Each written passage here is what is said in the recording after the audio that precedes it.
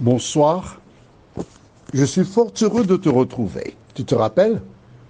Je t'ai laissé hier soir avec ce beau récit qui rapporte l'attitude de Jonas, un homme qui avait reçu directement de Dieu un ordre et qui décida de faire le contraire. Tu as vu les péripéties? Parfois dans des familles, des personnes connaissent des moments difficiles, des malheurs. Souvent, le diable attaque ces familles. Mais à d'autres moments, ce sont les conséquences des actes posés par un membre de la famille. Notre thème ce soir est le désir de Dieu. Juste avant, prions. Nous venons vers toi, Seigneur. Au terme d'une journée harassante, difficile, plusieurs ont enregistré le départ, le décès de membres de la famille et ils sont encore dans la douleur. Merci de consoler ces personnes. Cet esprit de nous aider à connaître notre Créateur, à l'aimer et lui être fidèle, nous t'en prions. Au nom de Jésus, pour ta gloire éternelle. Amen.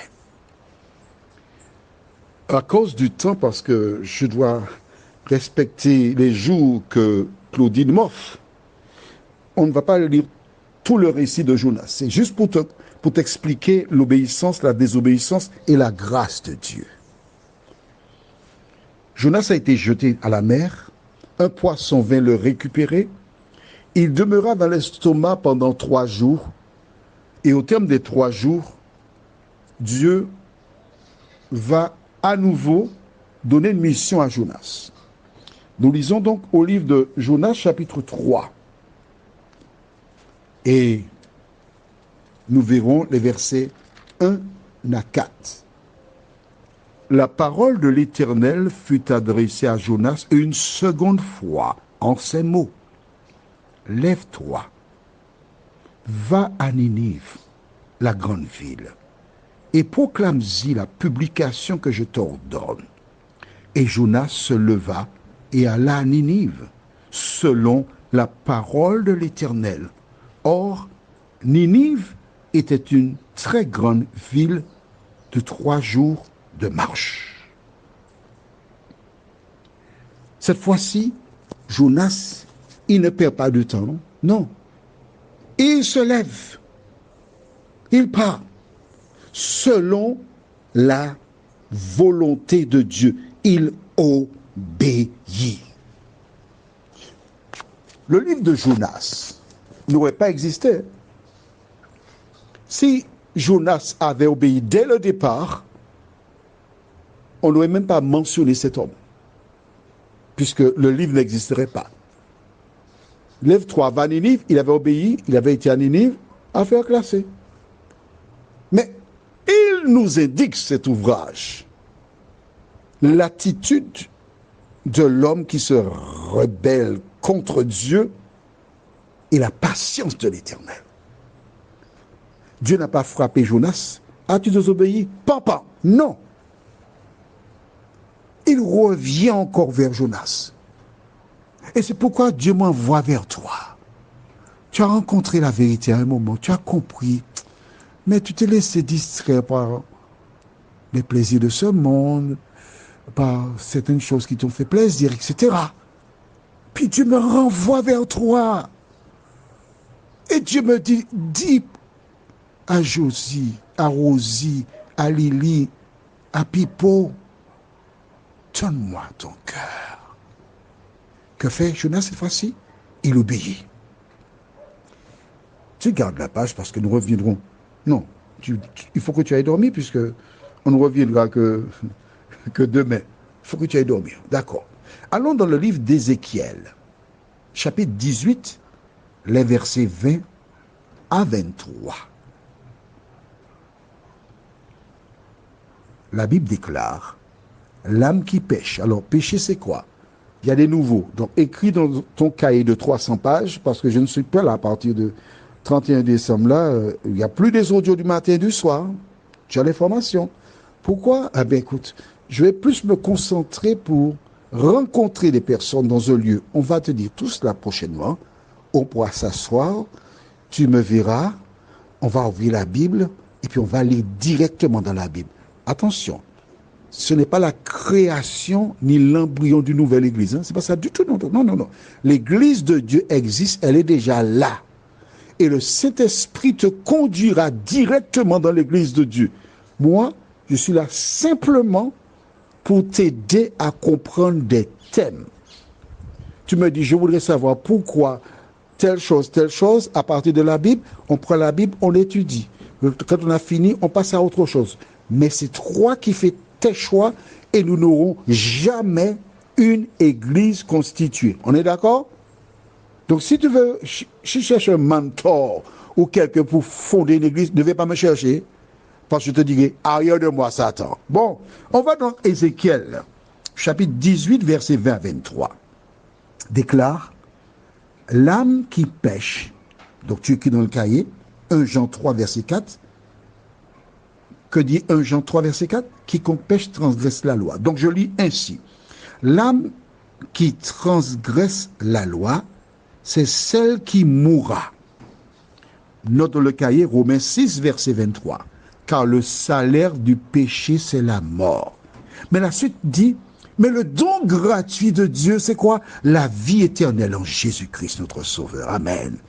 Je suis sauvé par la foi. Parce que j'ai accepté Jésus comme sauveur personnel. Et Jésus me fait une grâce.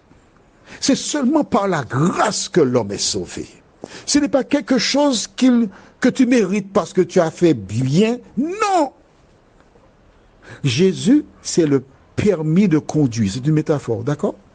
Quand tu as ton permis, que dois-tu faire? Tu respectes le code de la route. Si tu violes des panneaux, sens interdit, feu rouge, etc., tu as des contraventions, tu perds des points. Qu'arrive-t-il? Tu perds le permis. Pour à nouveau conduire, tu es obligé de passer à nouveau le permis. Et donc, tu respectes le code de la route, non pas pour garder le permis, non. Tu respectes le code de la route pour protéger ta vie, pour protéger la vie des autres, et parce que Dieu a mis en place des autorités, et ton devoir, c'est d'obéir à la loi. Le salut, c'est pareil. Je continue avec toi. Le fils ne portera pas l'iniquité ou encore le péché de son père, et le père ne portera pas l'iniquité. Iniquité, c'est péché, c'est pareil, d'accord? De son fils. La justice du juste sera sur lui, et la méchanceté du méchant sera sur lui. Si le méchant revient de tous les péchés qu'il a commis, s'il observe toutes mes lois et pratique la droiture et la justice, il vivra, il ne mourra pas. Toutes les transgressions, encore tous les péchés qu'il a commis seront oubliés. Il vivra à cause de la justice qu'il a pratiquée. Mais oui, celui qui accepte Jésus doit pratiquer la justice par amour pour Jésus. Verset 23, le plus important. Ce que je désire, est-ce que le méchant meurt, dit le Seigneur, l'Éternel? N'est-ce pas qu'il change de conduite et qu'il vive? Ah, voilà. Amalek n'a jamais changé de conduite. Il n'a jamais reconnu ses erreurs. Voilà pourquoi Dieu a envoyé Saül pour détruire ce peuple-là. Le désir de Dieu, toi qui m'écoutes, c'est que tu abandonnes les deux amants, puisque tu as trois, laisse tomber deux, et un seul homme dans ta vie. Et pour cet homme-là, mais ne vis pas de le mensonge. C'est ce que Dieu te demande, oui. C'est ça le désir de Dieu. Que veux-tu? Faire plaisir à Dieu ou demeurer dans ta situation? Que l'Éternel te bénisse et qu'il te garde. qu'il t'aide à comprendre que son désir, c'est que tu changes de conduite. Que le Saint-Esprit t'aide à pratiquer ce que tu as lu et entendu, jusqu'au jour où le Christ viendra nous chercher. Amen. Je te souhaite une bonne nuit et que l'Éternel continue de te bénir.